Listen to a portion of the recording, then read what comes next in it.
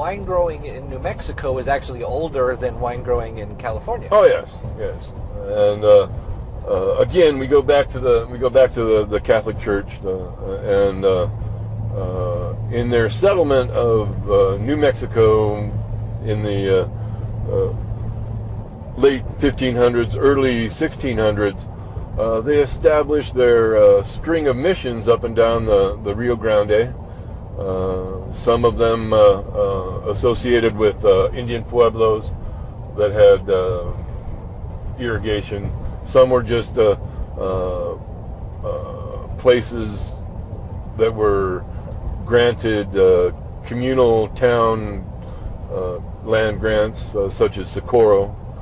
And the mission system was set up along the way, all the way up through San Luis Valley in Colorado. Now, each of the missions had a priest or a brother, and who would say mass on a daily basis, and they needed the sacramental wine. And but the wine that they used in the mass had to be consecrated by the bishop. And the nearest bishop in Santa Fe at the time was in Durango, Mexico, which is some 500 miles away, 600 miles away. And they didn't have sports cars back then. So. Yeah, it didn't have that regular ICX truck or that convenient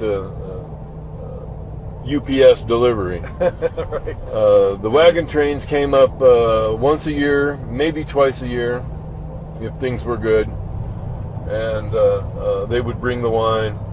But in 1633, down near Las Cruces, in the Uvas Mountains, uvas being grapes in Spanish, they found grapes, and the friars, the Franciscan friars, they were making their own wine, and they were blending it in with the consecrated wine, kind of like a Sacramental Wine helper, to get them through the seasons. It was still technically legal. Yeah, well, yes, the wine was consecrated right. by the bishops, and so that's their feel-good way of doing what they were doing. Sure.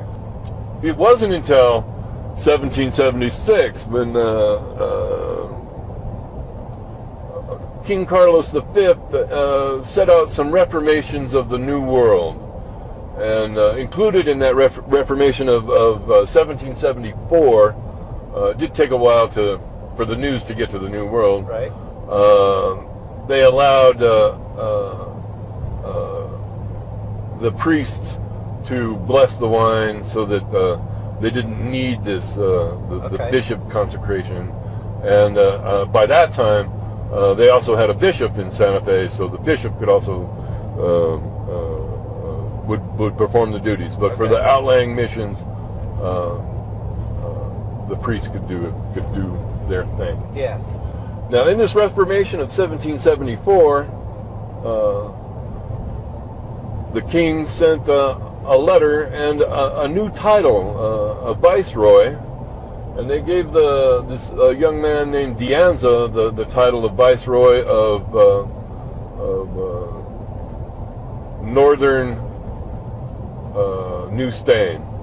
That included Santa Fe, New Mexico, Arizona, and California, and Texas.